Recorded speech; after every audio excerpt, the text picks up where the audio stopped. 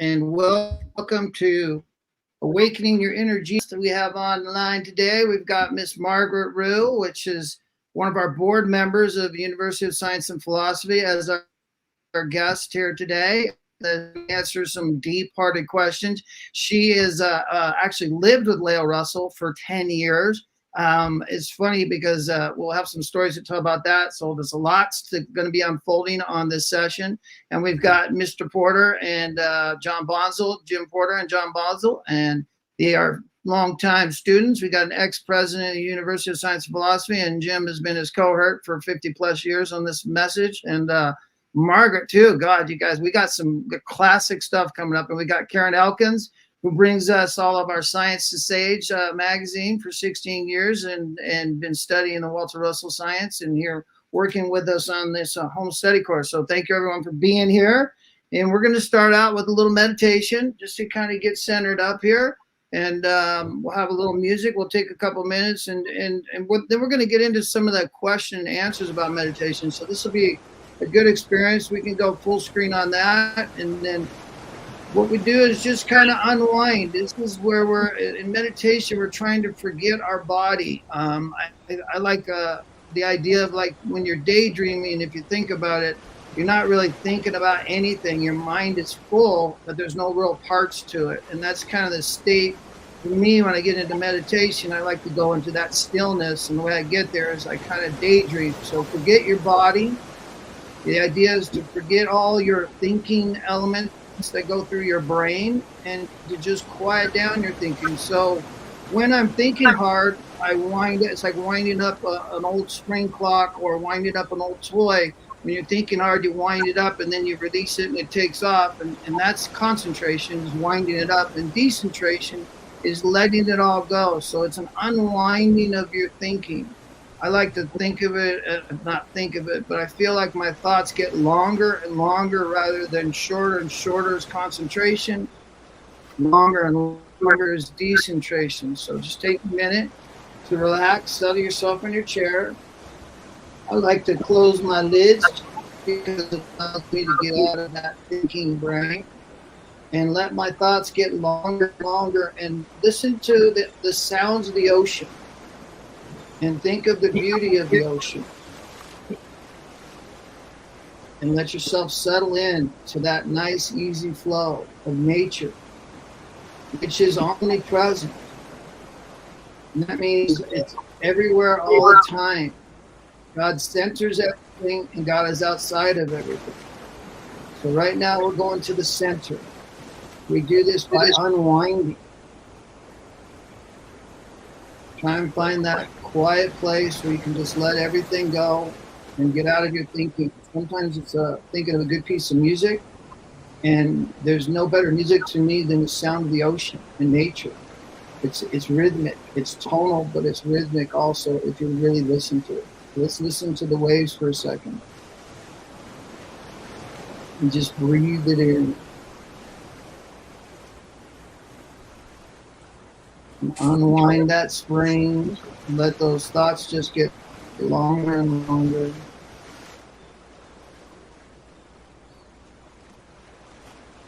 I like to think about a dark hole in space and just let the thoughts fall into that dark hole where they just disappear. Just keep the thought comes up, you throw it in that dark hole. Envision a dark hole and just let it go. And it's that timeless moment. We can come back now. It's that timeless moment that we're looking for. And we're going to talk a little bit more about meditation.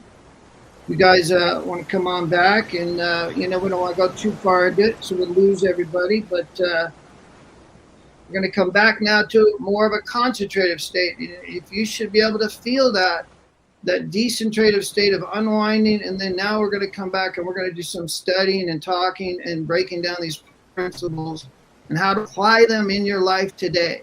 This is all about an application today. So really these words are so powerful. You have to be studied over and over, but we have such an arsenal of experts online, guys. You're going to have a lot of fun. So we're going to start on the first paragraph on 151, James. Actually has an announcement. I'm sorry, James has an announcement. We'll call him back on right now. He's going to talk a little bit about this YouTube channel. James is our producer, technical producer, along with Joey. Go ahead, James. Hello, everyone. So I just wanted to Hi, share with James. you really quickly that we have a 24/7 live stream for you to meditate or play ocean sounds if you ever wanted to just have this in the background. So as most of you are probably watching here on YouTube, you can just go, you'll see that we are live all the time.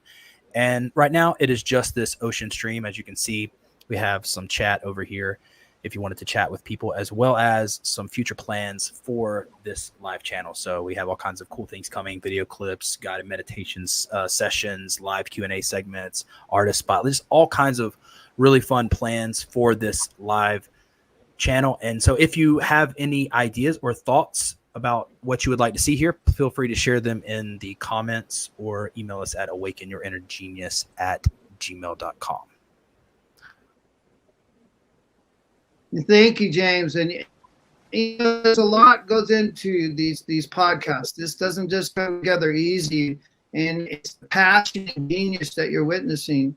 And if you stick with this, you'll see organic growth that will happen as you begin to study this material, and it becomes a part of you and your thinking and your being, as it is us, as we're talking about here tonight. So if James, if you could go to 151 and that first paragraph there, I was going to go ahead and have John Bonzel read that one, and just this is kind of an introduction of what we're all seeking, really. Go ahead, John. Very good, Ken. Thank you. How often we have told you that the greatest miracle which can happen to you is the discovery of your inner immortal self. We would say that again and again, 1,000 times, until you fully know that the kingdom of heaven is really within yourself. Let us add to it by telling you that one inspiring hour alone with God, in communion with him in his light, is worth more to you than all the possessions of all the earth, all of its jewels, its gold, yes, even its richest thrones. That's pretty powerful stuff there, Kenneth. Yes, sir. Can you break that down? What is it? What's the application to you? What does that mean to you as the art you create and the passion you create? You're out there creating right now, as a matter of fact. Well, people, we'll just talk about people in general. They're controlled by their bodies, and they're controlled by their surroundings. And I don't know that they ever give themselves a chance to reflect and say, who am I and what am I? And that's what this paragraph is saying to these people, is that you are the greatest miracle that's ever happened. You've been created directly from God. And you should try to not see God as an external thing, being, presence, light, whatever, but something that's part of you, ongoing and forever and never separate from it. And so what they're saying in that paragraph is, if you could just experience that just for a few moments, you would disregard everything materially that you think had some kind of great value to you. And so that's the dichotomy in which we live in. And so it's, if we could get people to live more, in mind than matter, be a wonderful place. Jim, what's your interpretation of that paragraph? How would you apply that to tell others? Be happy to answer that in terms Karen of had her finding hand out within. Karen had her hand up before me. Oh, hi, Karen. Okay, Karen, we'll go with Karen. I would like to speak to that in one way. In every beings and light bodies, even Einstein said that we are light and we are light beings. And when we think about that, there's only 3 things that make matter, that make life itself, and that's light. So it's water, particles, and light. And each one of them triangulates as a beautiful prism of light, and it works as a recycling system. All of that is what makes up our entire universe, but it also makes up you. So you and the universe are literally one, and you are just nothing but particles of light. And if we can understand that, and when we sit to contemplate, the whole nature of light within, then we know that it's not just within, it's without, it's here, there, and everywhere. And a fractal pattern is like your hand. It unfolds everything from a tree to your body to every piece of everything. So God is literally within you. You and God are one. You are in symphony. You are light little beings, and each one of the particles that makes a cannon or makes a gem or whatever, we're all different geometries, period, but they're all prisms of light. So it's beautiful. It's not abstract, it's actually scientific, and that's part of the Walter Russell philosophy of natural law. You are that law. You are light. You literally are that white light. We're just bands of the light. That's my thought. Next. Hey, Jim. Oh, is that you done? Before I That's get to good. follow That was up, really good. I love I'm that. done. Yeah, man. Get into the prisms. Come on. That's our cat, and I'm alone in the There room, you so go. I can't escort him out. So please forgive his presence. His name is Tigger, and he's a curious creature.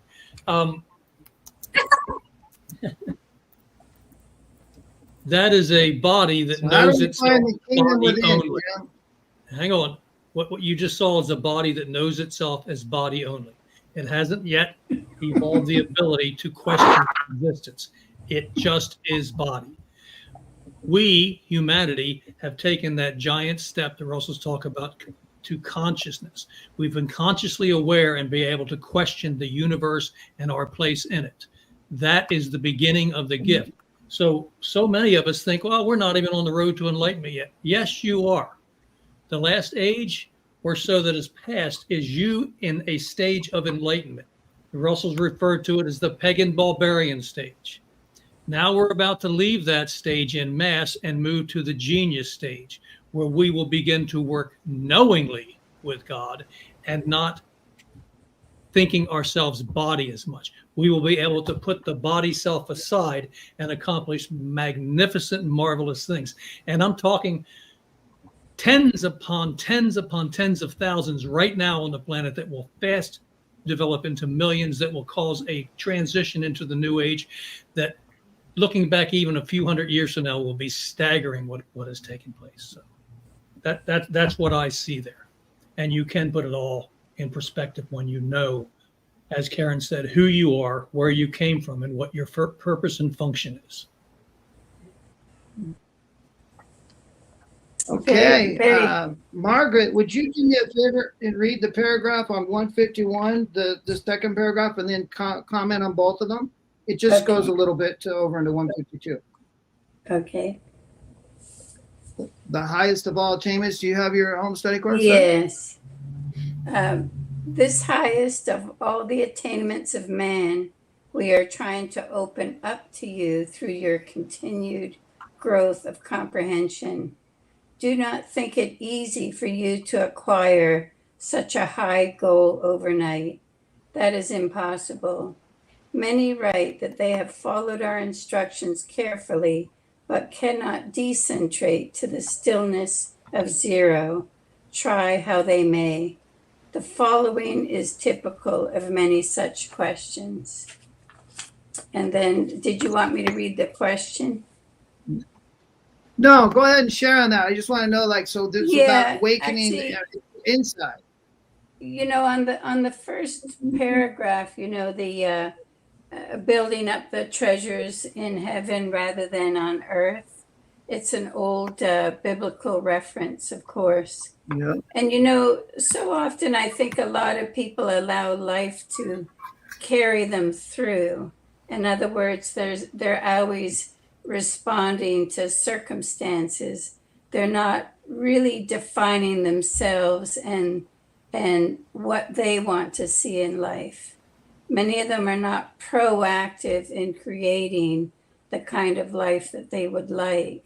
Many of them don't realize that they have that power to do it within themselves. Most people do react to life, and they react to social pressures. They react to bodily desires. But after reading the home study course, many students, they realize that they are the driver they're in the driver's seat. They can create what they desire. And that's really the, I think, and that's a very powerful revelation for people to realize that, because so often people are asleep rather than awake. And so this course really does awaken people to all the possibilities that are around them, and that they know that they can create it for themselves. That's beautiful. It's beautiful. And to me, it was like, being told that, and like you said, in biblical terms, I've heard that, find the kingdom within, the works that I do are nothing to the works that ye shall do, and you're all sons and daughters of the Most High. But connecting to that in everyday life and find out what that means is that for me, I found out that my happiness lies with being true to myself inside, and to finding that rhythmic balance interchange in my thought life, my feeling life, and my action life that correlates, that comes from that meditation state or finding that joy within. I also like to focus on the idea that the God's state of mind is a perpetual state of ecstasy. So when I go into meditation, I usually try and find something that makes me feel that sense of ecstasy. And I believe we all have that in our personal relationships, to our animals, you can find that omnipresence around you everywhere of people you love. That's that loving energy. That's a great way for me to get into meditation, is to think in terms of the people I love, knowing that that's the state of God's mind. And I desire now in this moment to align myself with that state. And that's how I transport me a lot to get there. Because when I'm home, when I'm in that place, it is a feeling of love. It is that feeling of the ecstasy of creation.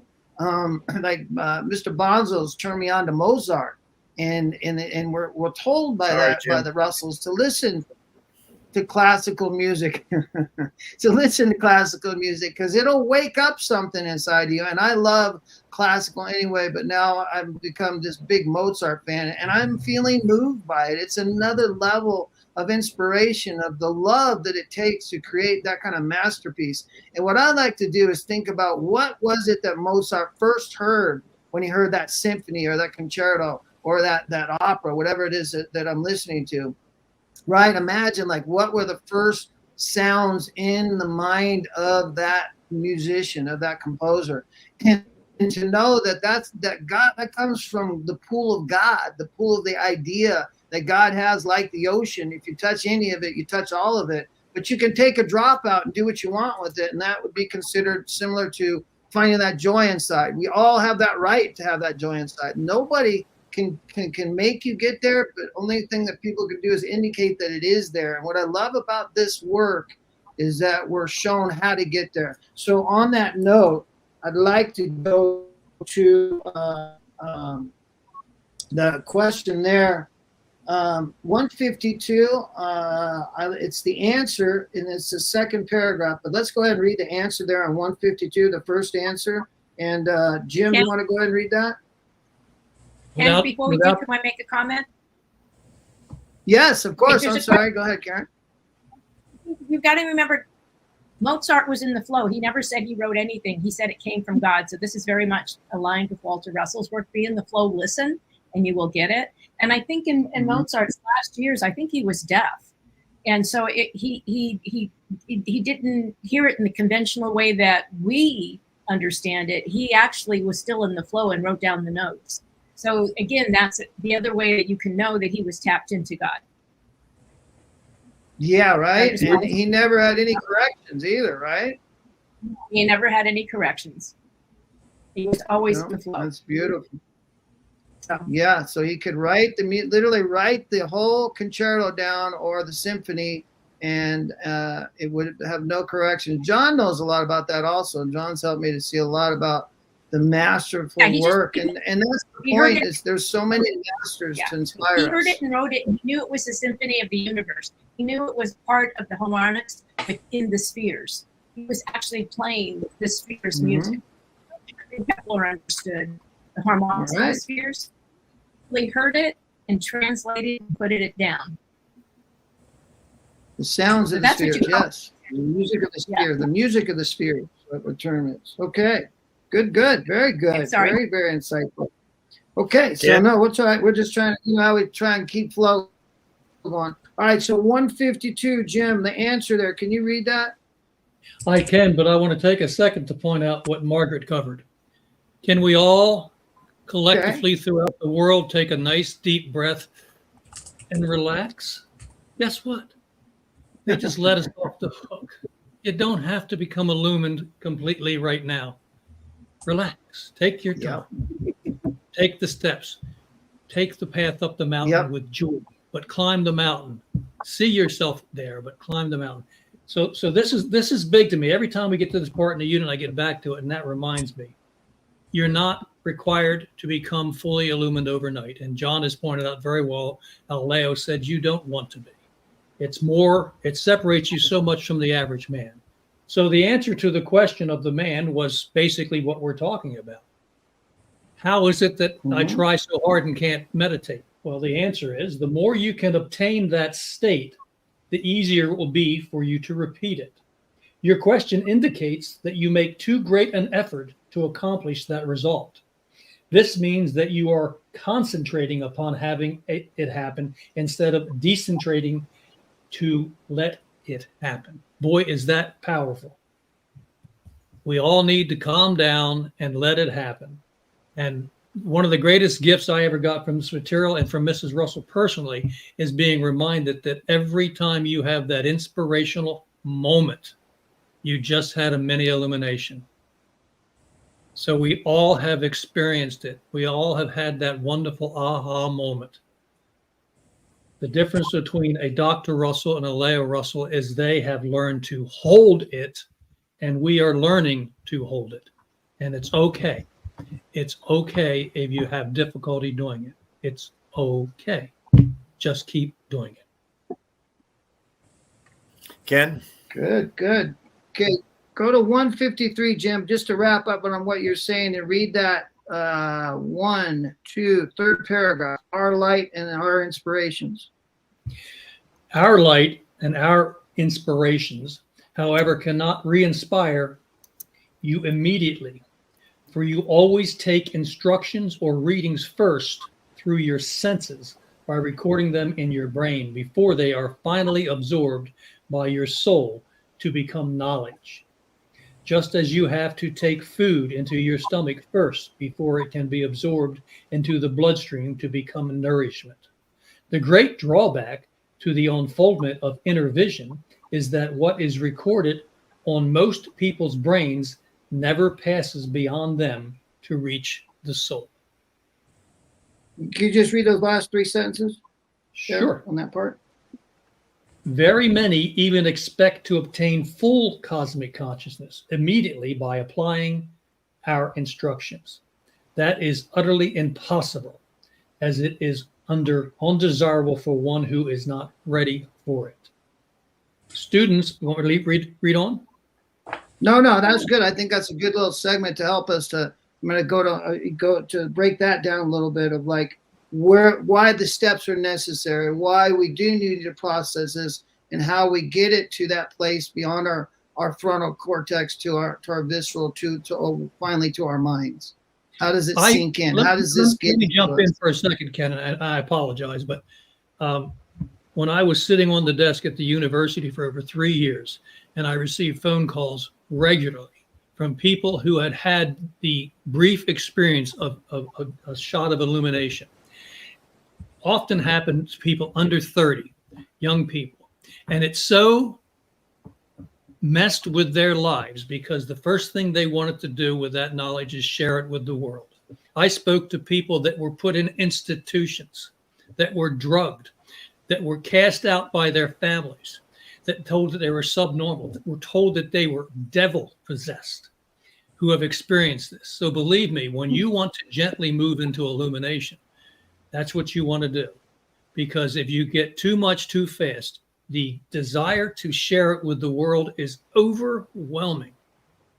And it can bring it can end up making a martyr out of you in ways that you don't expect. So just, I don't know any other way to say it.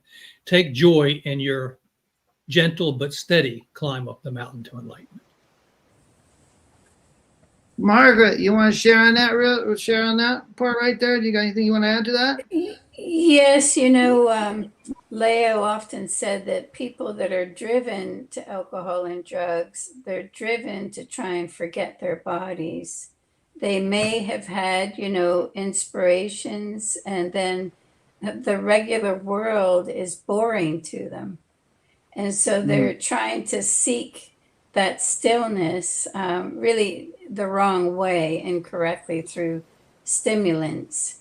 But very often people that do drink too much alcohol or do too many drugs, they are trying to forget the body. It's the incorrect way to develop inspiration. And that's why these teachings, could be so valuable to people that have had those issues. And also, just as Jim said, if people get it too quickly, an individual can create for themselves, unfortunately, a bit of a God complex. And then they're even ostracized more. So really, little at a time, steady as she goes. And then for each incremental gain, you can't really go back. Once you've had a flash or an inspiration that was very impactful, you can recall it. And it does bring you up one step further, that you're actually more insulated from the desire for stimulants. You're more insulated because that level of inward ecstasy is just one notch a little higher. Yeah, that's beautifully said. Very well said. That was really, and that explains a lot of why, not just drug and alcohol, but it could be social media now with all this electronic stimulation. I found myself falling into it myself. John Bonzo, do you have anything to add to that? Yes, I wanted to try to give our audience an example of what everyone was saying and how the Russells are trying to present this home study course to them. And they're stepping stones. It's one step at a time. And I wanted to give people an example of what I experienced this morning. It was an after breakfast thing, and I had a CD in, and it was new. And it was a beautiful, beautiful Chopin Nocturne Opus 3. And it was brand new to me. But it immediately resonated with my soul, and I found myself at peace and at oneness with this piece of music and that flow. So whatever will help anyone. So whether it is sitting at the ocean or observing a sunrise or a sunset or a beautiful piece of music, use that as a stepping stone to gradually get to that point. It's not going to happen right away, but find something, all right, that is balanced and beautiful, that will ease you and move you along to that point of stillness. Yeah, that's beautiful, and that's just it's an organic process. There's no finish line, and you're hearing such great tidbits, insights about how to do that. Karen, do you have anything you want to add to that? No, I'm good. Well, I think maybe the only I'll make one comment. People that I know who've had the Kundalini awakenings, where they get that full and they happen overnight, their whole circuits are actually blown. And if you think of Walter Russell's illumination, where he went through the 9 octaves, I think it took him a while to get back and to be grounded in his body. It's almost like too much is like an electrical shock system that goes in, and it short changes people. So you want that gradual sort of hit. And for those who get that full knockout, sometimes it just unwires them some ways. I think Jim, that's kind of what you were saying in a way too. Yeah. So just an amplification of that one. Short term, yeah. And then people call you fanatic or a little zealot, and that's what I think Margaret was talking about, is you can go a little bit too far in this, and it becomes the end all, be all, and it could be for you, but trying to convince others is not our job. I think the great adage is don't offer counsel unless someone asks, you know. But so when you just start saying, oh my God, you got to do this and do that, and it's next level. It was like goji berries, I remember, were like the thing, right, on an external level of like, oh, that'll make you healthy. It'll fix every ailment in your body. And it's green algae is what it comes down to, right? So, I mean, and then it was green algae, and it was like, that was the new thing. Green blue algae, not just green algae, green blue algae. So, you know, we go through these outer things of thinking it's going to awaken something. And the reality of it is, as we're reading that first paragraph, everything we're looking for is within us. And that's what I hope that everybody's getting from these, you know, this expert panel that we have going on here. Let's go to 155. And Margaret, I'm sorry, 154, can you read that second paragraph there? Is it, let me see. Unfortunately, I have the very original version and it's not the same. Okay, the study of it's okay. metaphysics. See the paragraph that says there are many throughout the metaphysical world who perpetually repeat. Yeah, I'll read it off the screen Study here. of metaphysics. Yeah, oh, there you the go. study. Okay. The study of metaphysics, like university training, may give one much information without any real knowledge. Many great metaphysical authorities may be able to make many scientifically true statements of fact, but have no knowledge of them whatsoever. They would be unable to explain them if asked to do so. Such a metaphysical authority might be as completely unable to commune with God in his heart as a student of musical history and theory might be unable to compose even a simple melody, much less a concerto. Can you read the next paragraph also with it? Sure. One more Yeah. down. Just go one more down, James. We'll read that next one also. There are many Go ahead, throughout There are many throughout the metaphysical world who perpetually repeat the same scientifically true statements, but cannot explain them because they do not know what they mean. Affirmations and quotations without explanations are meaningless, even if true or authoritative.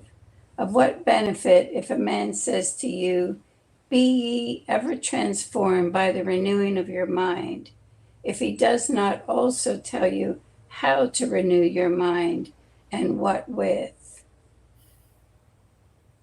Okay, so can you talk a little bit about that whole metaphysics and people that come from that world and what maybe they might want to look out for? You know, I think the way I read this is a person can have too much information, understanding. And so when you have too much information, I think it does more to confuse a person.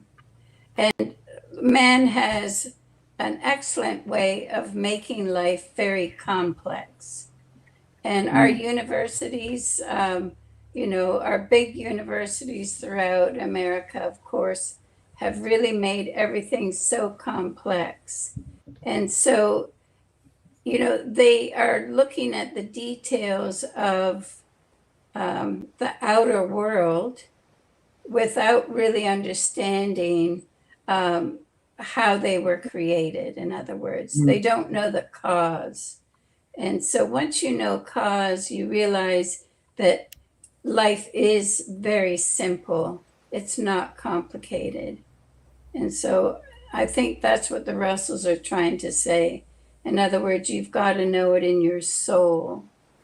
And so when John was inspired by the music the other morning, he was really re-inspired by Chopin, just as we as students of the Russells are re-inspired really by the Russells' teachings. And so, when you get too much information, I think it does more harm than good. You get You want confused, knowledge yes. rather than information. So we'll go to John, then we'll go to Karen. Yeah, some people just like to hear themselves talk, Thank you, Margaret. and but you want to see something behind what they're saying. So you take a person like Mary Baker Eddy, for example, the second greatest healer next to Jesus. Yeah. She was able to back up her stuff, if you know what I'm saying, right? Those are the kind of people you want to listen to. All right.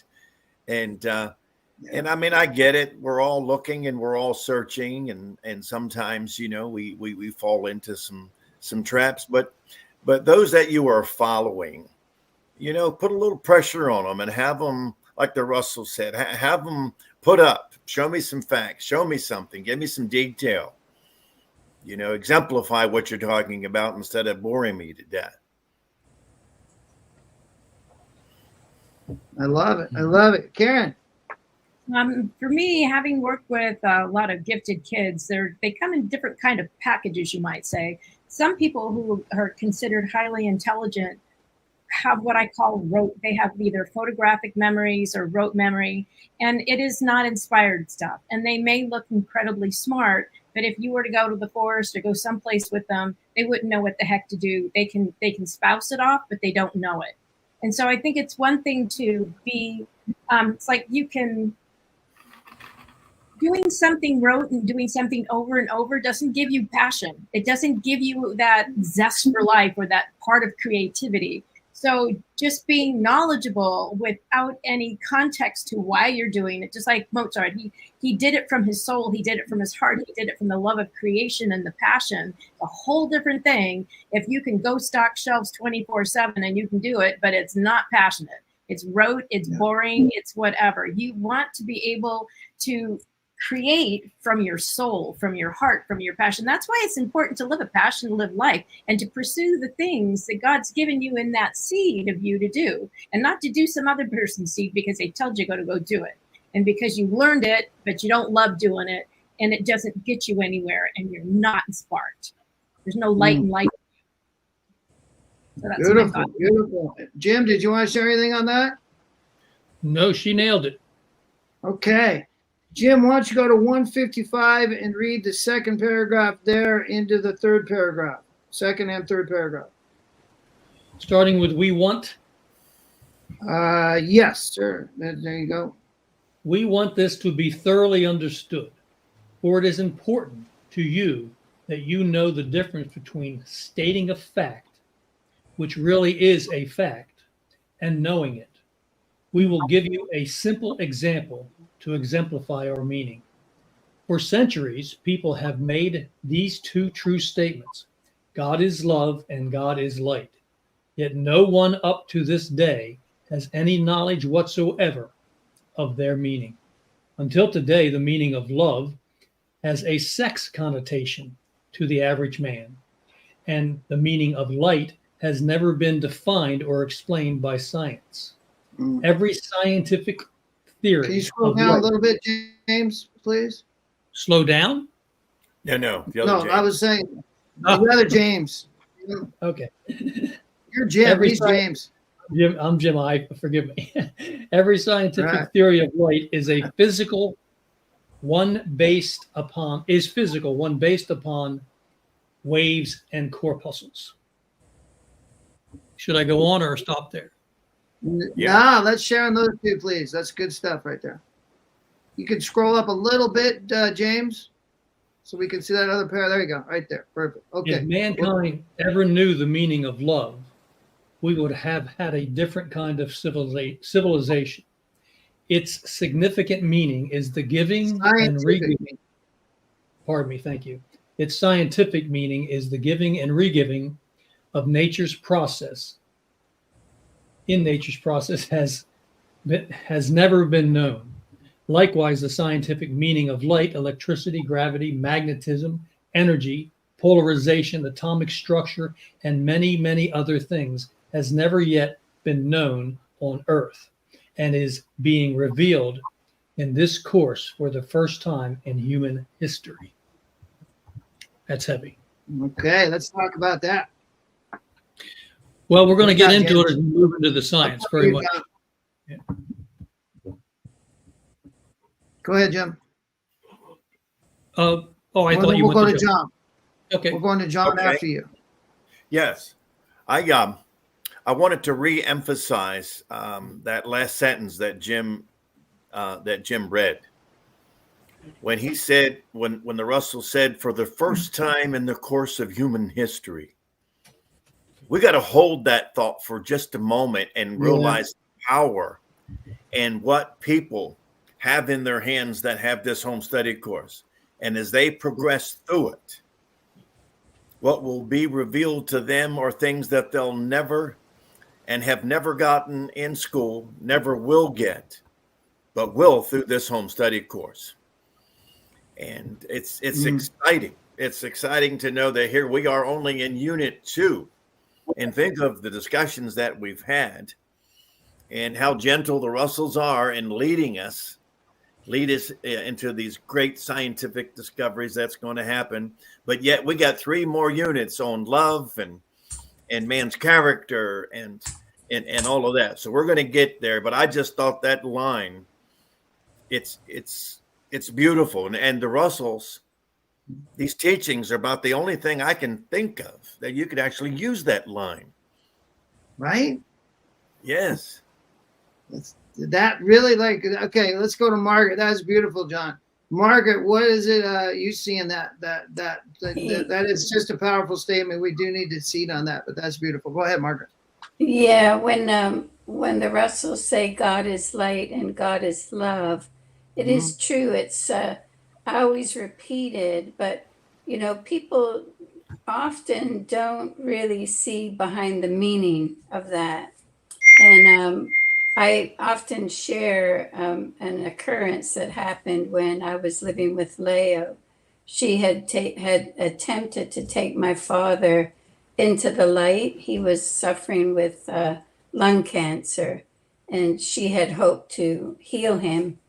And my brother was sitting in the hospital, as he often did in the evening, helping my father and reading to him. And this one particular day, and my brother actually recounted it to me later, but he said that my dad was unconscious, probably not really acknowledging what my brother was reading. But my brother said a presence came into the room. And he said it was so real. He said you could cut it with a knife. It was that real.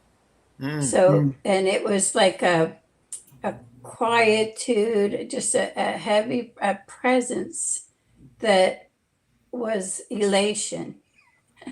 And my brother, when he recounts it, I can feel it, And so I often try to recall that story anytime that I want to experience love. Because when they say God is light and God is love, I think of it as that presence that my brother felt that came into the hospital room. It stayed with him an entire hour, and then he left to go to work, and it stayed with him throughout his working world. And it's something that he could just recall. So to me, when the Russells say God is love, that's what I think of. Beautiful. Yeah, you won't get that on TikTok. Yeah, that's beautiful. Aaron, did you have anything you want to add to that? Yes, go ahead. I do, because when I think of what he's saying for the first time, and I hear exactly what John Bonzo is saying, is this: the science meaning of giving and re-giving, which we know is part of, a tree plants its seed and it gives, it grows, and then it gives again, and it grows and it gives again. But it's always giving life. It's always giving something that has meaning. But when you think about it, the light, when we think of a light bulb, it's either dim, it's on, or it's off. And the more it's bright, the shiner, the more it attracts things. So the more it brings, it's more electricity it has. And that is actually now the new definition of you as being how much energy, how much charge you have. So he's talking about that. And the gravity that you pull in, the wave and the amount of yummy things you pull in, when you're light lit up, you attract like bees to honey, right? So you're actually gravitating to these things, and it's magnetizing the things that you want. So when you put that charged particles into the air, you will actually gravitate to the things, and they will gravitate to you because you're shining that vibration and that frequency. So it's really, he's talking about how it is, even in this moment, how we can make manifest by ourselves. He's giving us a toolbox to do that. Mm. So, I mean, this right here is amazing. It's just giving you the science of living. Mm-hmm. Turn off your right, do Beautiful, your things beautiful. right. So that came to me. So yes. Very powerful. And you remember, this is something so wonderful. It still has not been in human history. So what you are witnessing and participating in is not been shown to so much of the population and not been recorded in history, as I believe it's going to be. And we are part of that catalyst to that. Can we go? We're going to take a little break now. We got a 45-minute mark, so we're going to do 3-minute break. You'll get a little music. You guys get your legs unwound, and we'll come back and we'll wrap up some more and just take a little breather. Okay, so we'll take 3 minutes and do a little breather, and there'll be a little bit of media playing here, quotes and some music that James is going to show you. This is from Karen Elkins.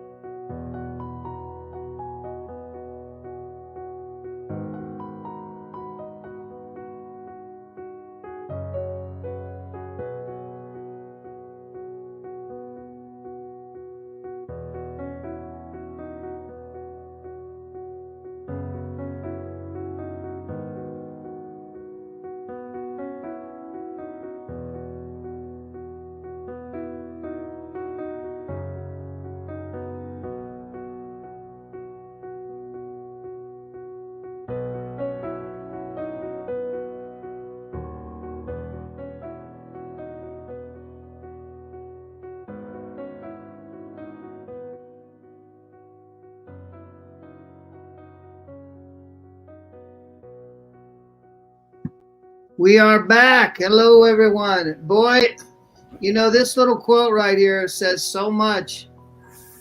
And I want everybody to know that if you are here and you're studying, it's taken you a long time to arrive to this position where you're at right now in your unfolding, all of us. And therefore, we're right where we're supposed to be all the time. That's part of living in that light and love. And I really enjoyed it. Everything everybody said there. In terms of light and love, for me, those are the two working pistons of life, right? And God is love, right? And light is what God uses to manifest what we call duality of this three-dimensional universe. So love is the desire behind it all. And that's why in nature, someone's beeping, in nature, you feel that connection because that's that omnipresence, right? And that omnipresence is nature and is us. We are omnipresent. In terms of that, God's mind is omnipotent and omniscient. All knowledge exists within the mind of God, and all power exists within the mind of God. That's what we're talking about when you enter into that state of meditation, and why it's stillness, because it's an undivided realm when you are in the mind. The brain is always firing actively. So let's go to page 154, and let's go ahead and no, I'm sorry, 155, excuse me. Go to the second paragraph. Nope. We just did that. My bad. Had wrong marks. We're going to 156, first paragraph there. And why don't you read that, Margaret, please? And you can see it up there. There it is. There are no vibrations. Sorry. There are no vibrations whatsoever to the spirit. The light of the spirit is absolutely motionless, while the vibrations of matter increase with density and decrease as they approach the stillness of space. Such teachings are very confusing when one says in one breath, seek the high vibrations of the spirit, and in the next breath, be still and know. Okay, one more paragraph down, please. Scroll down a little bit there, James, if you would. Thank you. Go ahead, Margaret. There's one thing in particular which the Divine Iliad message teaches that no one has ever heard of before or taught. That is the principle of decentration, or expansion of the senses, in order to forget body and become wholly mind when in meditation or communion with God. So you want to share on that there, Margaret, please? Yeah, what I get out of that is I love the term decentration because you know the meaning of it right away. It's the opposite of concentration. And so usually if you think of a person's workaday world, they concentrate during the day to do their activity, to do their job, to take care of their children, take care of their family, their spouse. But in the evening, it's their opportunity to decentrate and to relax. And in decentrating, it's actually the opportunity to regenerate not just bodily energy, but also to regenerate or invite inspiration, because inspiration will always come from the stillness. And so when you decentrate, whether it's relaxing in the evening or through meditation, or even just a little afternoon nap, very often the inspirations will occur at that time. Yeah, they call that, a lot of geniuses talk about the 10-minute nap, right? Einstein used to do a 20-minute nap. So a lot of people record that they would nap for 20. I think Tesla did the same thing. Mr. Bonzo, you want to share a nap? Yeah, I call them old man naps now, Ken.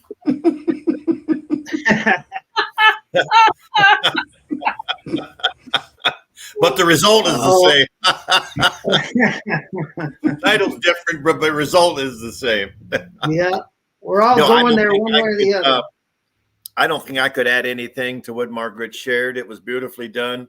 I want to tell you how much I appreciate seeing Margaret's lovely face this evening, and to know the time that she spent with Leo, and to hear her speak as if Leo was here with us and saying it herself. So thank you, Margaret. Yeah, actually, you know, Right. Leo always had a decentration period every afternoon toward 3 o'clock. Every afternoon, she had to have that. She was often speaking all day, whether it was on the phone or with people and students. And then at 3 o'clock, she would sneak upstairs and get in her 20-minute nap. Nice. That Yes. was her Wow. moment of decentration. Well, I'll tell you what, Jim, you want to read that paragraph just below the one that Margaret finished up on there? It's on 156. It's the 1, 2, 3, 4th paragraph down. It's underlined. There you go. We'll wrap up on this one. We'll go to the next one after this. Go ahead, Jim.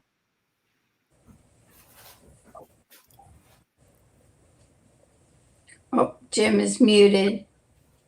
Jim, you got you yeah, there you go. All right. Am I back Thank now? you. Yeah.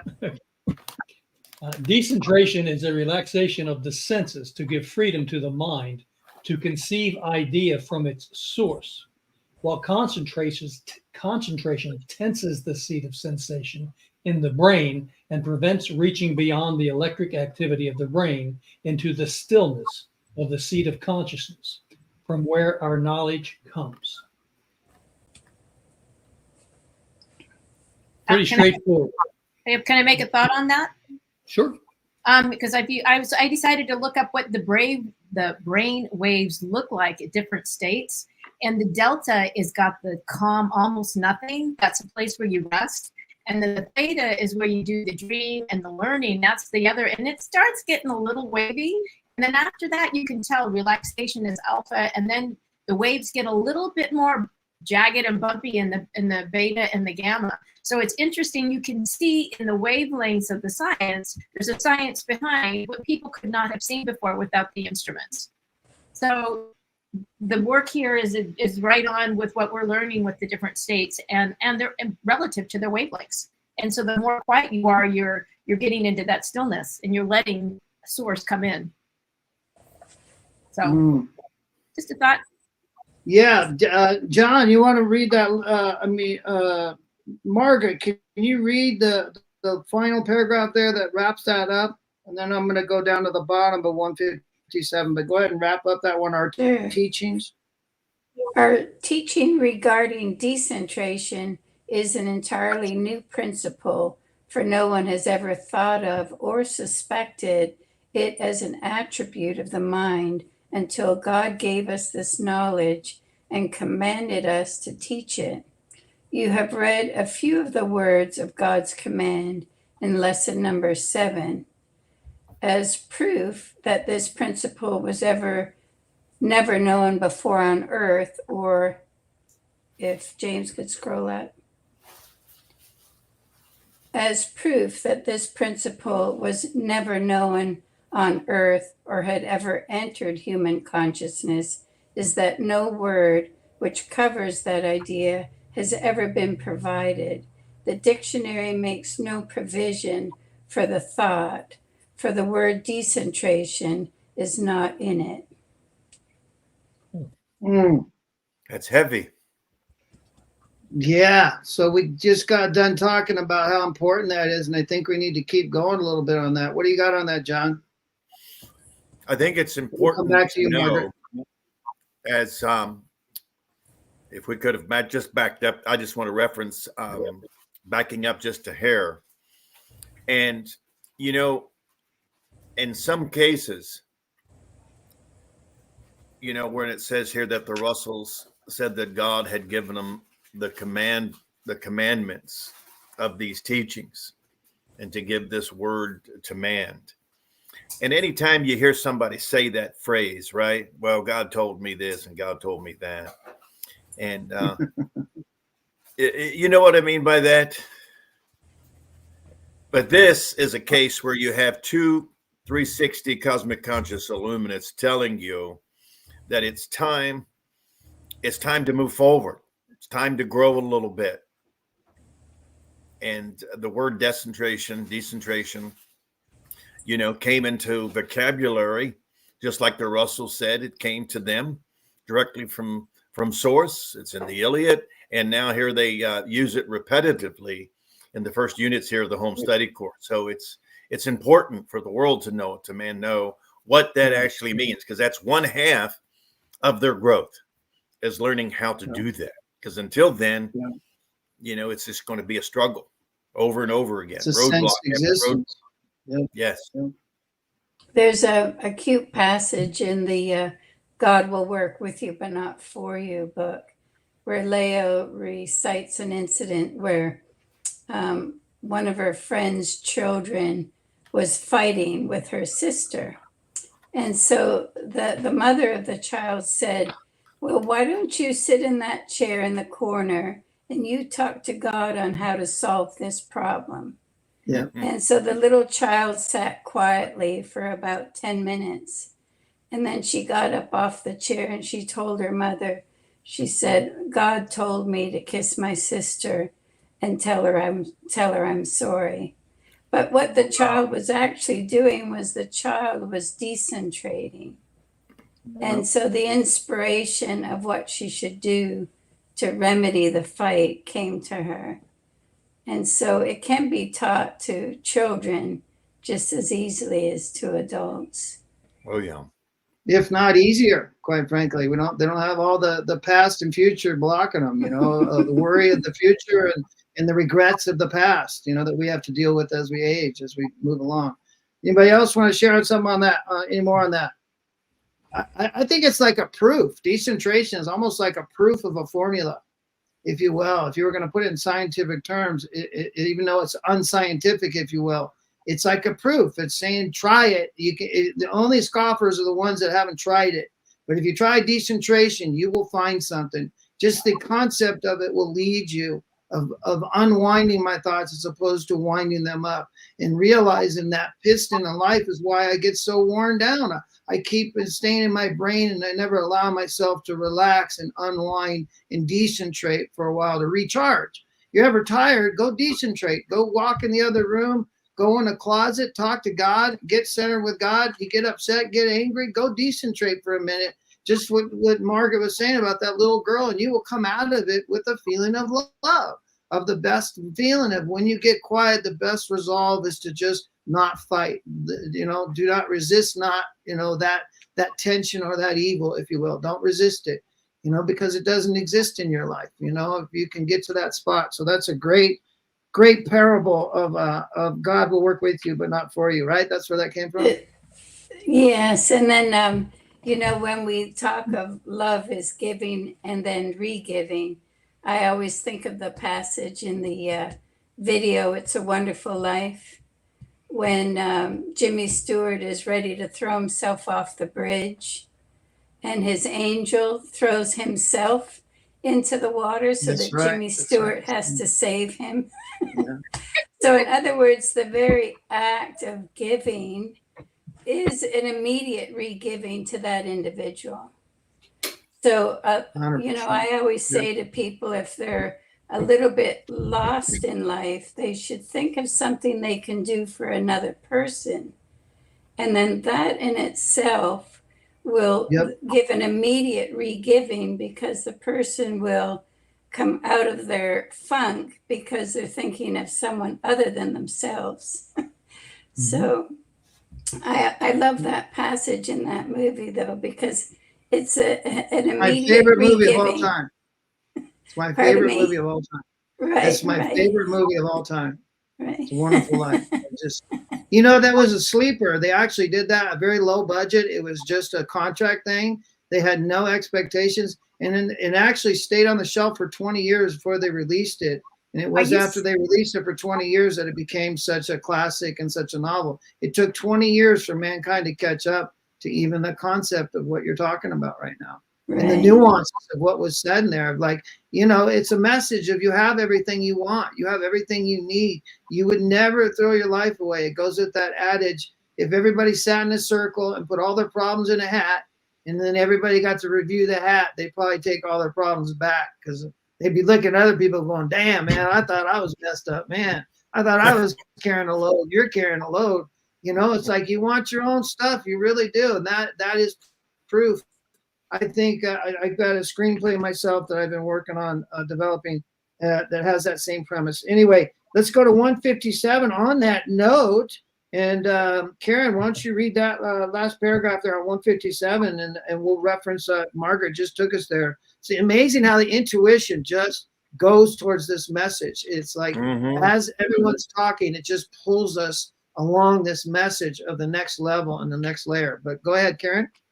Until human relationships are based upon the love principle of giving or regiving, which God gives as his own law of rhythmic balance, interchange in all interactions of man and nature, mankind will be on the descending direction of self-humiliation in mass, while we who do know and who live the love principle will survive. And out of these few, a new civilization will be born until the glory of God.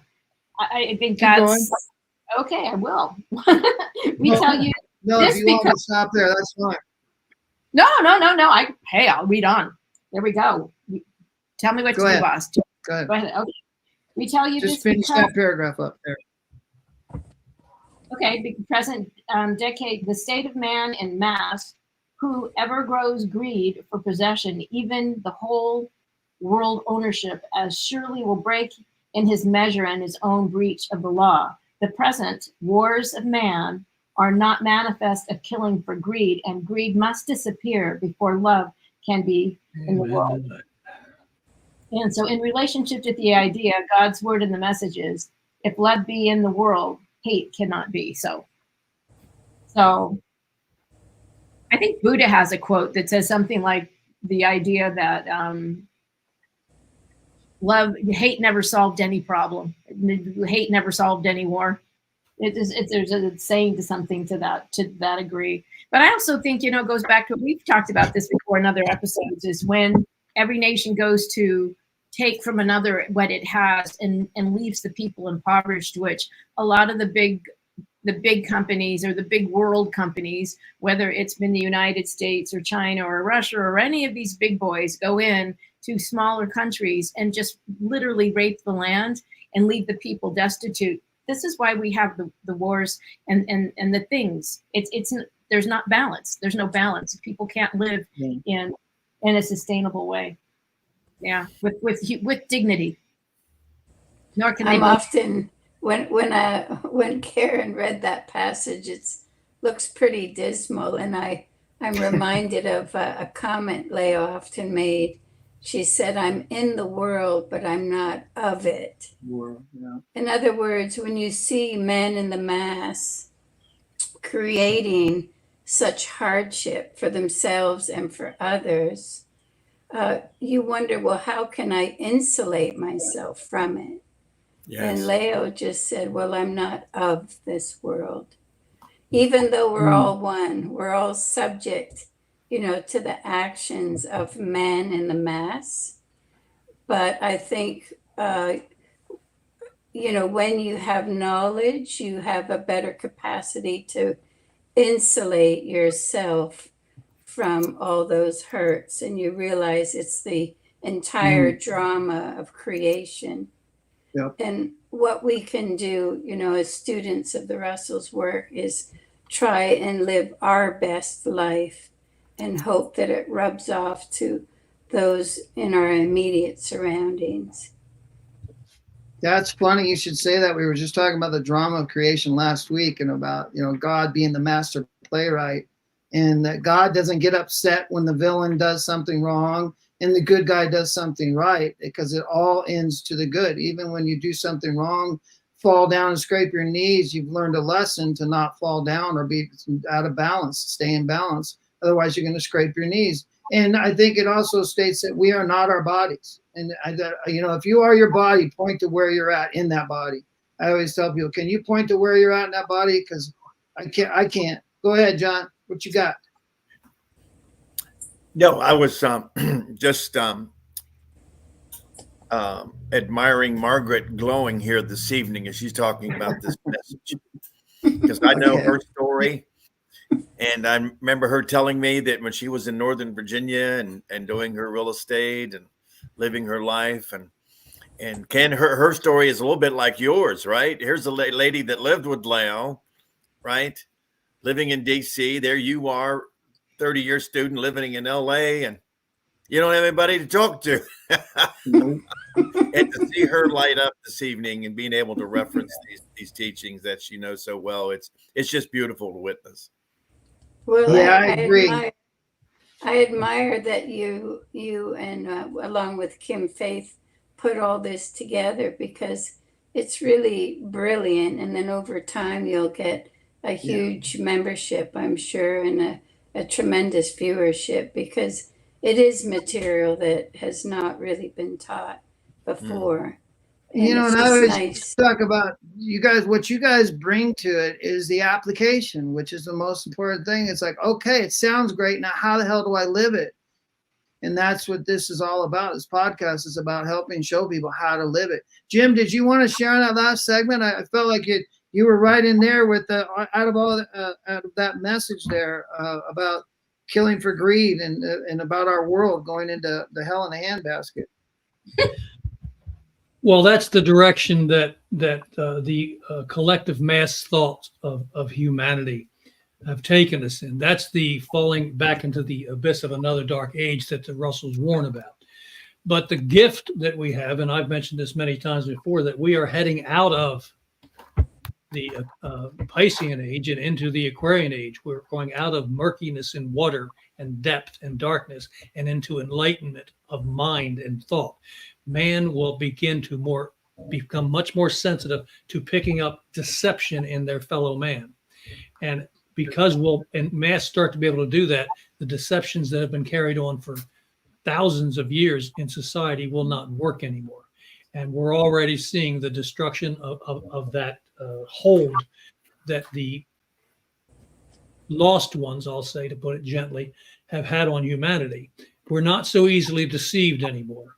And more of us will become harder and harder to deceive. And as that happens, the transition will continue. And I think there will be bumps on the road, but I do not think we'll fall into another dark age. I think that we were moving very much into an age of new enlightenment that the Russells and many mystics have promised us. 100%.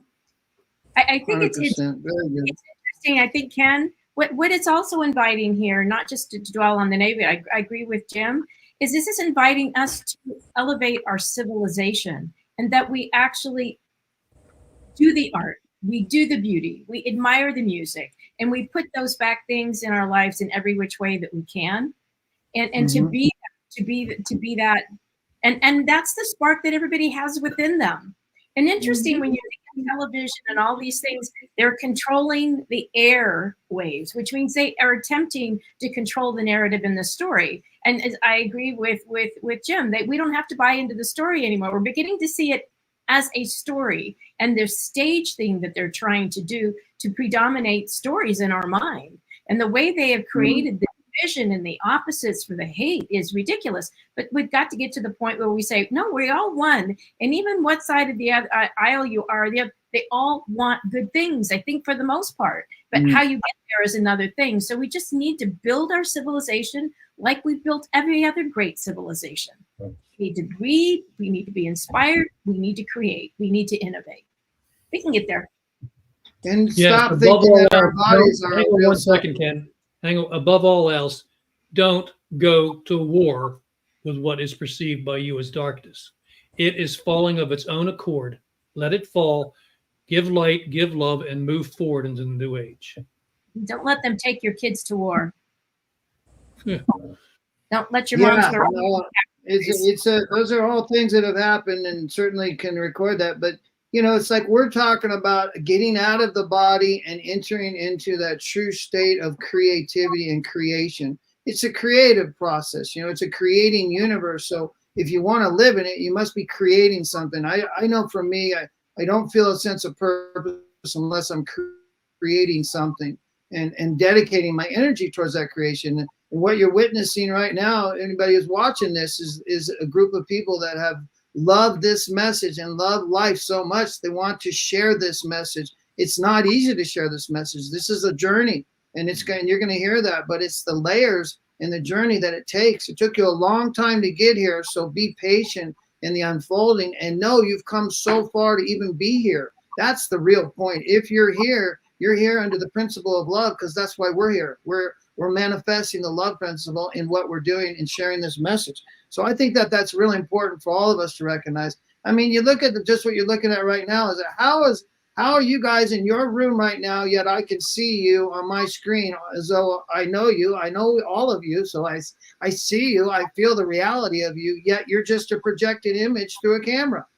And is that not true when we walk in life? That's why none of this is real. It's just projected imaging.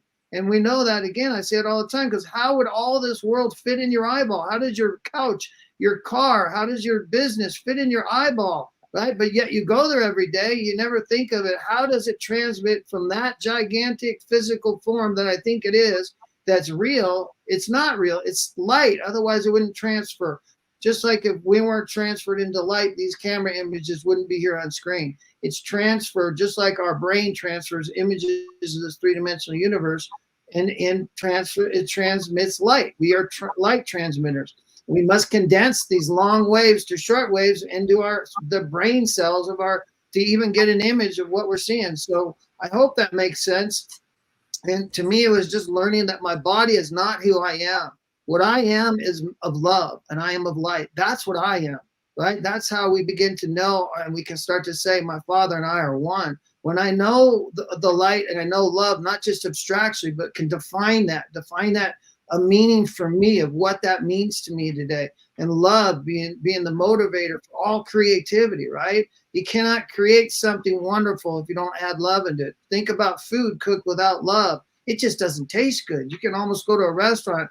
I can taste stuff nowadays, and I know it doesn't taste good. And then some restaurants, which you would think the food's going to be horrible, sometimes has the best food because it's made with love. It's always made with love. Every dish has love in it. You go to John Bonzo's house and in Margaret Rue's. I've been to Margaret's.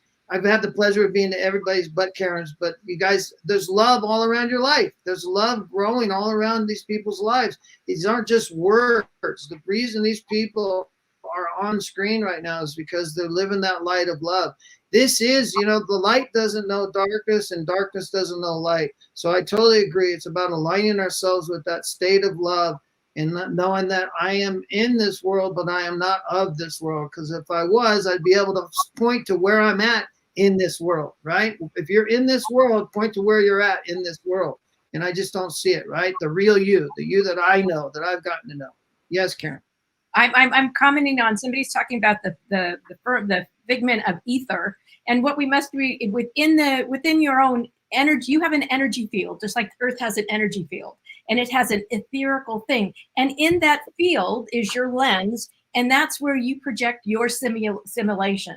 That's your figment in the ether, and that's your field of which you dance in and take in and pull in light and other things. So yes, it is a figment of ether, but it is also your simulation within your field of light, the projections that come in, and these pixelators that go back to the very beginning, nothing but pixels of light.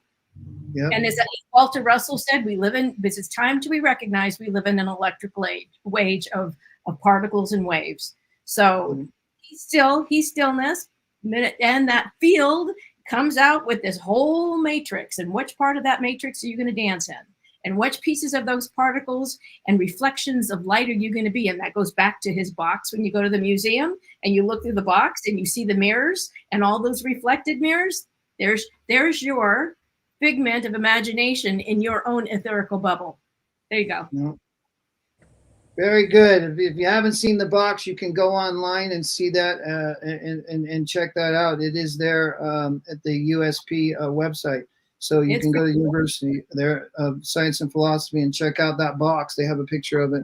And you know what, James, that'd be a good one to get on our 24-hour channels, that view of that inner box. We have that image somewhere. We'll have to get that to you. All right, so let's go to and wrap this up here. We've got about 10 minutes, it looks like, guys. So let's go off to, I wanted to read a little bit of Aryana and the Bhagavad Gita and why it was so important to Walter Russell. We can talk a little bit about that, but I think in just reading these words, and that's on page 160, last paragraph there, and it's the answer there that will go from And does anybody want to speak on that? It's the Bhagavad Gita, Ayurveda. Anybody? Ken, why don't you read it? Okay. All illuminates speak the same language and words which may be differ, but in meaning which are identical.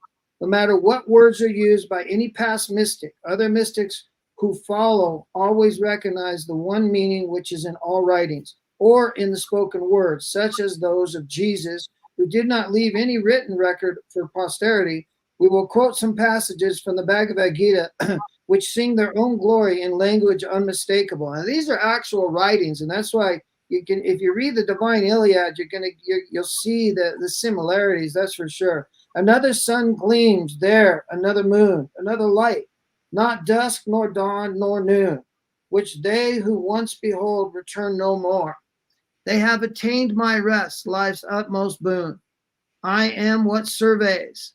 Only that knowledge knows which knows the known by the knower. Fain would I see as thou thyself declare it, sovereign Lord. The likeness of that glory of thy form wholly revealed, O thou divinest one. If this can be, if I may bear the sight, make thyself visible, Lord of all prayers. Show me thy very self, the eternal God. Those are words which pull you right into decentration. Those are words that take you right into that place. Just like when I read the Divine Iliad, it's like reading Shakespeare. It is, you got to read it a few times, but man, once you get some of that stuff inside you, it's like Margaret said, there's no going back. And many people here on this panel have said that. Once you cross through these thresholds, guys, and you start to touch this stuff, you just can't go back. Does anybody want to share on that part we just read? Yes, I would like to, Kenneth. Yes, sir. You know, I mentioned this before, but I think it's a great time to bring it up again, is that in one of Dr. Russell's lectures, he reaches in his coat jacket and he pulls out his little pocket Bhagavad Gita and he holds it up and he shows the audience and he says, I wouldn't take $1 million for my little Bhagavad Gita here. And he had his own little note. So these words that you're seeing on the screen, and what Dr. Russell was saying is, it's another illuminate recognizing the light of another illuminate. You can't mistake it. And it's important. And that's why the Russells entered this, is so that you can see that there are others. And this message is not new. Okay, it's been delivered many times, but now it's time for mankind, with the scientific advances and so on that man has made. He is ready to understand what real light is and the light of God and what it is and so on. So, and that last part there, look, behold, this is the universe, which means you're in it. You're there right now. Look what is live and dead. I gather all in one. There is no separation. Life and death are all one. When you add life and death together, what do you get but endless repetitive cycles? In me gaze, as thy lips have said, on God eternal, very God. See me, see what thou prayest. That means if you pray, if you desire that light, it will come to you. It's your birthright. It's all of our birthright to know that kingdom within. That is what the Russells were teaching me, and I have learned from these lessons. This is my divine birthright, but I must work with some kind of paradigm to achieve it. It is not, I'm not going to find it in and of my uneducated self. And that's why this education that we're talking about is so significant. You can go look at the Divine Iliad and you will see absolute similarities in what you're reading right now. Does anybody want to read the rest of that? Ken, could I just comment on one of the lines there? Yes, sir. Go right ahead. You see where it says, of many thousand mortals, one perchance striveth for truth. And of these few that strive, nay, and rise high, one only here and there knoweth me, that I am the very truth. And that statistic pretty much applies today too here, several thousand years later. If you can find one person in a million, that you can have a conversation of the kind that we're having this evening, you're a lucky person. Yeah. Go walk around and see and read some of this to someone and see what they look at you. They'll look at you like a zealot or a fanatic. And really, it's just the words of truth. You can't argue with it. So that's beautiful. Thank you, John. That's really good. Anybody else got something to say on that? Actually, yeah, just a quick little Come on. note. It's nice to know, like, this inspiration that we see from the Gita. It's nice to know that if we, and Rita in the chat had a question, and it was about decentration. And it says, she was asking for clarification. The decentration is a relaxation of the senses. In other words, while we're engaged with our senses, very often we're not tuned into the stillness, because when you're in a body is motion. But if you're able to relax the senses and tune into the stillness, the inspiration that you see from the Gita or from the Russell's work, you carry it with you. It is your inheritance, and it simply needs to be reawakened. So by relaxing the senses and decentrating so that you can reach that still point, so that those inspirations will appear, that knowledge will appear. It'll come from out of the ethers. I think of the Beautiful. word unwinding. Everybody says, let's unwind. It's the same kind of thing. Let's unwind. It's a very Right. Let's go to 162, James, very top there, and just finish up this Bhagavad Gita saying, because it really parallels with what we talk about the divided and the undivided. Who would like to read that? Jim, you'd like to read that? Sure. For in this world, being is twofold, the divided one, the undivided one. All things that live are the divided, that which sits apart, the undivided. Go ahead and finish that up there. Just I those am the last two lines. spirit seated deep in every creature's heart. For me they come, or from me they come, by me they live, at my word they depart. Okay. That's Yeah. the absoluteness of the divinity and of the source of your spirit. And the beauty of that, if you look a little bit deep into it, is that you are never lost by God, by your divine source. Mhm. No matter how long it takes you to find your way up the mountain, it's always present with you and in all things. I've repeated it many times. You'll hear it throughout this course. I am within all things. Yep. This is Bhagavad Gita, centering them, without all things controlling them. But I am not those things. And there's a difference. As we learn to seek to try to learn to meditate, we meditate as body in sensed thinking. And it's learning to shut that down, not force it, just gently give it away. And you get better and better and better at that direct communion with Source. And then to hear the true masters, like the Nazarene, who tell us that we are one with Creator. That is such a jump. I mean, I even though I've had remarkable, wonderful situations and insights in my life, that is still, from my body self, hard to fathom. In my soul, I understand it to the degree that I can, but this statement from the Bhagavad Gita, I'm actually lucky enough, right in the other room, I've got a copy of the Bhagavad Gita that was Mrs. Russell's that she gave me. And I still carry it around with me and still read it to this day. It's gotten quite worn. So I agree with what we're talking about here. Mystics know mystics. Whether you're talking about the Christ, whether you're talking about Muhammad, whether you're talking about Buddha, whether you're talking about Jesus, Krishna, these people are all high mystics with great understanding of the workings of the universe and their place in it.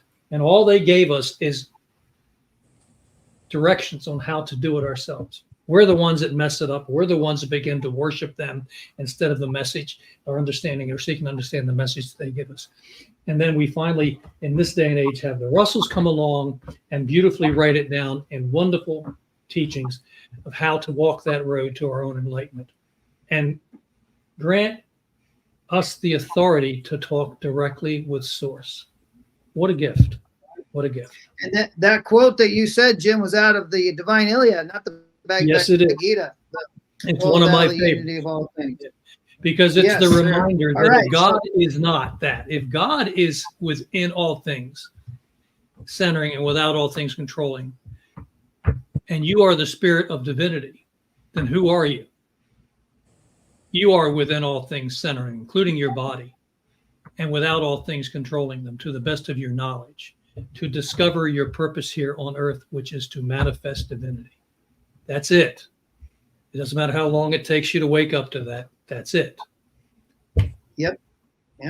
Very good. All right, we're going to take a 3-minute break, one more 3-minute break, and we'll come back and do some question and answers, and we can all look at the comments and feed off of that and start answering some questions for people, okay? So we're going to take a 3-minute break. We'll get a water break or whatever you got to do, and we'll be back in 3 minutes. James is going to play a little bit of more of those quotes. We'll see some more quotes. Let's see some of Karen's work.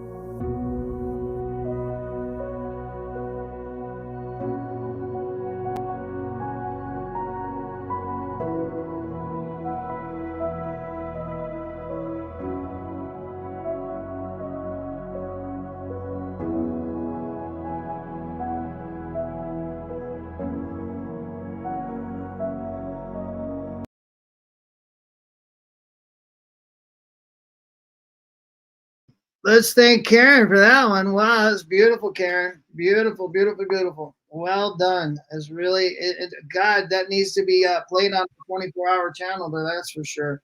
Yes. All right, so we're going to the comments. Has anybody got any comments they can see? Because this is not my forte. Questions. We got questions. Anybody got questions? Okay. Someone Karen wants to may know have- about. Hey, Ken, someone wants to know about the Bubble Girl painting at the university. Well, then I think either you or John or Margaret would be the ones to talk about that. I can give a brief Let's let talk Bonzo on talk it. about it. Yeah, all right, go ahead. You want, what it represents is the rising of the feminine, and I'm not talking about the rising of the female, although that needs to happen in our societies around the world. I'm talking about the rising of the feminine in all of us. And as the feminine rises and becomes equal in balance with the masculine, they void each other out and divinity is born. The feminine in all of our natures has been repressed for thousands of years. So that represents the more base sensed feelings of humanity giving way to the higher ideals and the love principle that is coming into humanity. It's the re-give that they talk about, and it's well overdue. One little bit of information that Leo shared with us, and that she said we shouldn't talk about until after she's gone. She actually posed for that picture and loved what Dr. Russell purveyed there. So that's a brief statement on it. But if you could see it in its entirety, it's a magnificent picture, and it shows that awakening that's coming to humanity as the love nature of the feminine is finally awakened. Is it like bubbling up, Jim? Is she bubbling up with her new nature? Is that what the bubbles stand for? Yeah, I'm not in that. The bubbles are rising up. Yes, so to the awakening. Remember, it was humanity's fall to their feminine desires, not women's fall. Humanity's fall in their feminine physical nature for sense desire of things. That's what we fell to possess and to become body oriented. It's humanity's saving grace as we raise that feminine back up to its high state, and in the process, and keep in mind, I'm always talking about the feminine male. Every male is feminine, masculine. Every female is masculine and feminine. We're raising that fallen feminine away from the desire for things and senses to the love principle that it represents. And as we do this, all of humanity is on its way up, and that's what that represents to me. So Yeah. it's All right.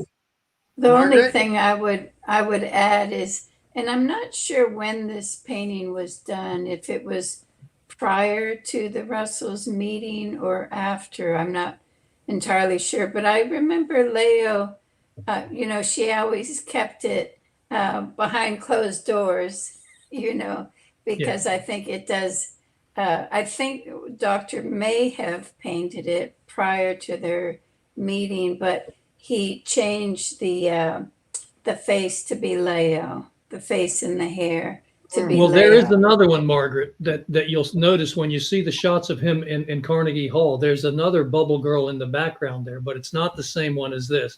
And the only reason John and I tell that story is because Leo literally told it to us. Oh, okay. Okay. So- She Yeah. posed for that, huh? Well, she was the model for the beautiful young woman there. well, She here's was the other thing. beautiful. When we look at the colors also represent the enlightenment. So she's very bright. She's yellow. She's illuminated. So I think that needs to be said. And that she's reaching to the sky. So she's reaching to the heavens. The part of her that's been death, to the death of the soul, is now rising. And Yes. I think what other people may not know is even through her, she was always a successful woman. And Right. even when Russell was down, she lifted him up. Yes. He was able to financially secure the things that they had because she had a beauty business. Mm-hmm. And so in that, she rose with him to her own glory, found her mate that was her soulmate. So it's a beautiful bubbling up of her effervescent light to reveal. Got a lot of blue in That's it, well which is put. right. Yeah, The that's blue, well the put. blue energy. Sorry, Ken. I'll keep it short. That's well put, Karen, because if her whole life represented the uprising of the feminine, the love principle.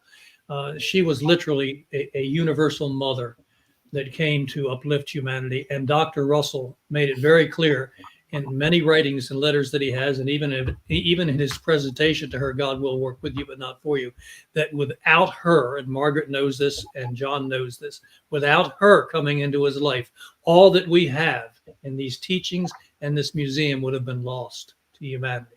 It was she that brought it together and manifested and created the beauty that is the museum and the complete writings that now exist between the two of them. So yes, that's the rise. That's absolutely, Karen, the rising of the feminine, and she represents. Yeah, it's interesting because she nurtured. She, as a mother would do, she nurtured the work, and again, as a teacher, as a lot of women are teachers, she became the teacher. And when he departed, so yeah, he was the seed, and then she actually brought it to fruition on the planet. She seeded it and made it grow. Keep that in mind. In his introduction, in the God will work with you of her, he literally points out that he had the privilege of knowing the greatest minds of that age. Intimately, he knew them. Yet hers is the greatest that he'd ever known. So give this beautiful woman credit. All that we are sharing with the world would not be here without him. I mean, without him through his illuminations, and her through her knowing, giving it out to humanity. Margaret, somebody's asking what was the business product? So what was, I forget what it was. Yeah, it was largely, I would say, personal beauty care and also fitness. Yes. She was very big into fitness, and she, of course, was very stunning at that time. She could have been a model, really. And I remember she told me that when she came to America, she made a trip out west, thinking that maybe she would become an actress. And she she was taking classes, and her teacher said to her, Leo, you can only be yourself. You can't be else, so she could really only be herself. And what was interesting, she said on her drive out west, she said she would be driving, and before she knew it, she would be like, 3 hours ahead. In other words, she would be out of her body while she was driving. She would be in the light, and she obviously could still drive, but it was a decentration, and I'm not saying anybody should do it while they're driving, but I just remember that story she told me.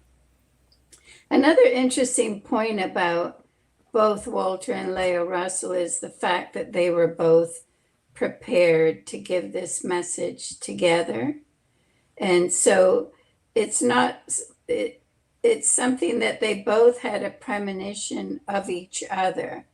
In other words, when Leah was only 17, she wanted desperately to go to America. This was during the period then when Walter Russell was in his illumination. She had a sense for what was happening to him, and she wanted to go to America. And of course, her elder sister would disallow it. But it was years later, probably 25 years later, and she said Walter Russell was still being prepared to be ready to give this message with her. And she often said that if they had met sooner, Walter Russell may not have listened to her. So in other words, there's always a time for something to occur. And Walter Russell, in his speeches, he talks of the little blue girl. So in other words, he also had a premonition of her coming, and they actually communed telepathically even prior to their meeting, which is interesting. But Leo recounts this in her story of her illumination in Unit 2, and it's a very powerful passage. Yeah, we just went through it last week. Mm-hmm. Yep. Yeah. So that was what we were talking about. It's good to hear. Yes, sir. I'd like to add something to the bubble girl to just let Yes. people know the kind of lady that Leah Russell was, a lady of discretion and a lady of character and presence and dignity. And, she never had the bubble girl on display at Swananoa Palace. I think it was more of a personal thing of hers and Doctor's, something that they shared together. And she didn't really want it to be in the public eye, but so it's out and it's hanging and and there it is. But I'm just Her saying, physical form was refolded. yes. But that's again, it's like we all have a destiny. It's not about comparing it to somebody else's. I think what the Russells illustrate is that we're all, and that's what we hear over and over again. The light is within. You're all genius and all mystics when you know you are. And that's how we get there. This is what we're talking about. Is they're showing us how they got there. They can't take us there, but they can show us the way. And that's what we're being shown. And what great story, legacy that we keep alive is so important to know where this all comes from. So your guys' download is just critical to this message. Do we have any more questions there from anybody in the comment section? I saw one about someone looking up decentration in the dictionary, and as it was illustrated in the readings, you won't find it in the dictionary because there's no word like that. That's how, well, the illustration was that it's never been known before, or the practical application. It's not just a word, it's an application.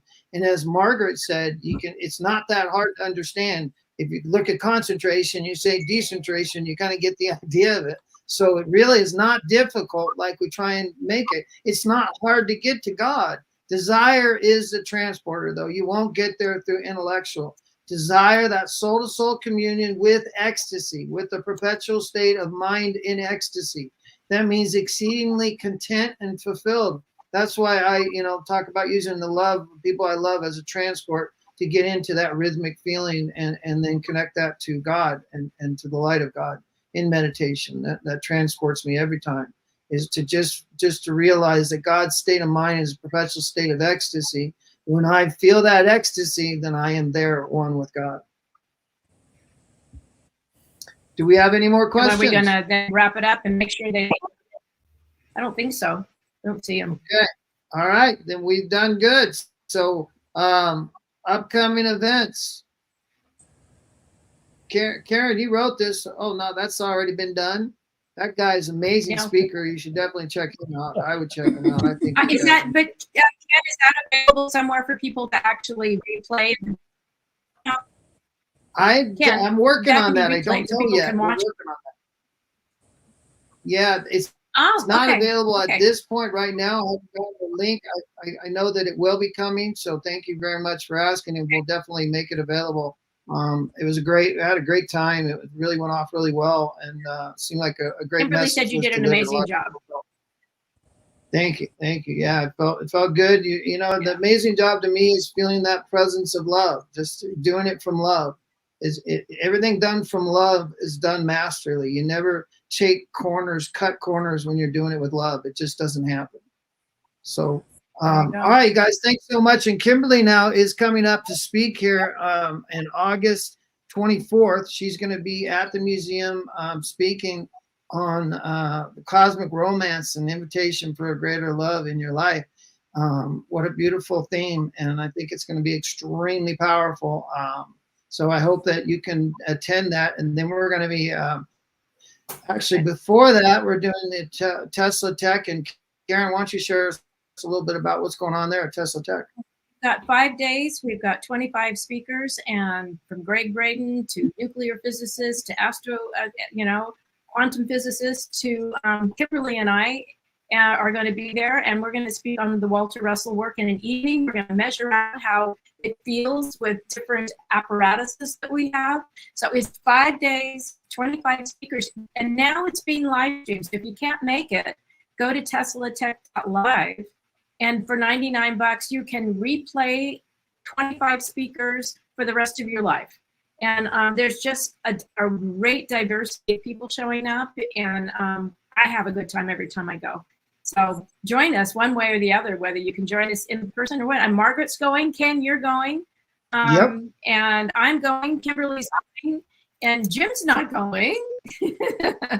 And John's not going. We will miss you. But a lot of the clan will be there representing the Walter Russell work. So thank you. Where we go one, we go all. And so Yep, now let's that's look at it. August. In August, we're going to be doing Unit 3. We're going to start on the 4th Unit 3, Lesson 9, Higher Knowledge, the Science of Man. The next 4 lessons, I didn't get to read it, but I just wanted to read it really quick because it's written in here about what the next 4 lessons are going to be. Give me a second, and I will pull it up right The here. titles are right there on the title. The titles are for Ken. Okay, go ahead. It's higher Okay, knowledge of on 167, the home study course, it states in here, your next 4 lessons are extremely important, for in them we will explain the heretofore unknown meaning of what mother father means when we speak of God that way. No one yet knows what it means, nor how basic is this tremendous idea of creator as being father mother of this sex divided electric universe. When you get these lessons, you will realize the fundamental import of the mother father mother principle in every thought and action of your life and of all nature's phenomena. So that's what the next 4 lessons are going to be, just as a brief overview. They're very important as we're led into them. The meditation is such an important part because we now take this power into this lesson so we can go deeper. And that's why bringing God into the first 2 units and building that relationship, that living relationship, so that it can be here right now while we study these lessons and talk and ask questions and learn together and share together and learn from each other. It's just a beautiful process. And so the next 4 lessons are going to be real strong, as John had mentioned earlier. And then you can see up here where we're going and where we're heading. Everybody, thanks so much. Is there anything else we got up here, James? No, thank you so much, Ken. This has been great. You know what, Margaret? You have been awesome. Oh, John's gone. See, he slips out. He just says, bye. See ya. I don't want to be here. Anyway, Margaret, thank you. And I hope you will come back and join us, because what an asset you bring, and another element that was just really wonderful to bear witness to. So it's so great having you here. All right. Thank you.